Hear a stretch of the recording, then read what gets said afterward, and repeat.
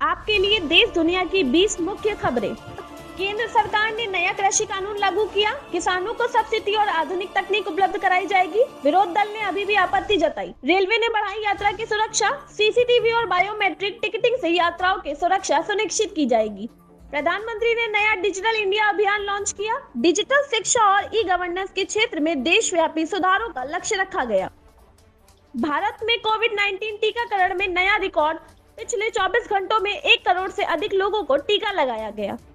NCR क्षेत्र में प्रदूषण नियंत्रण के लिए नई योजना, वायु गुणवत्ता सुधारने के लिए 50 उद्यानों की निगरानी शुरू। अमेरिका में आर्थिक सुधार पैकेज पास, बेरोजगारी कम करने और व्यवसाय को बढ़ावा देने के लिए $2 ट्रिलियन की योजना।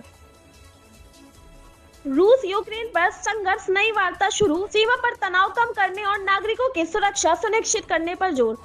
चीन ने मार्स मिशन के लिए नया रोवर लॉन्च किया, अंतरिक्ष में जीवन पर जल स्रोतों की खोज पर ध्यान केंद्रित।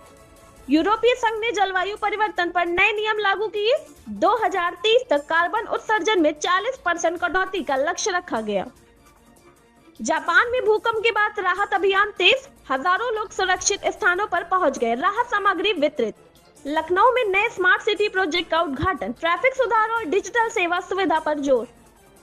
कुशीनगर में पीएम शहरी आवास योजना में भ्रष्टाचार का खुलासा, गरीबों में वसूली, अफसरों की मिलीभगत और होटल में लाभार्थी का मामला। वाराणसी में गंगा सफाई अभियान शुरू, नदी को प्रदूषण मुक्त करने के लिए स्थानीय समुदाय और प्रशासन संयुक्त प्रयास। आगरा में ताजमहल सुरक्षा को बढ़ाया गया, पर्यटकों की सुरक्षा के लिए सीसीटीवी और नई सुरक्षा टावर लगाए गए।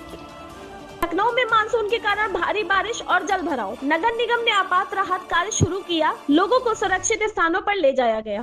प्रधानमंत्री ने विपक्षी नेताओं से मुलाकात की, आर्थिक सुधार और राष्ट्रीय सुरक्षा मुद्दों पर चर्चा। उत्तर प्रदेश विधानसभा में विधेयक पारित, शिक्षा और स्वास्थ्य क्षेत्र में सुधार लाने वाले नए कानून लागू होंगे। सत्तारूढ़ दल ने नई नीति का ऐलान किया, किसानों और युवाओं के लिए रोजगार योजनाओं में वृद्धि का वादा।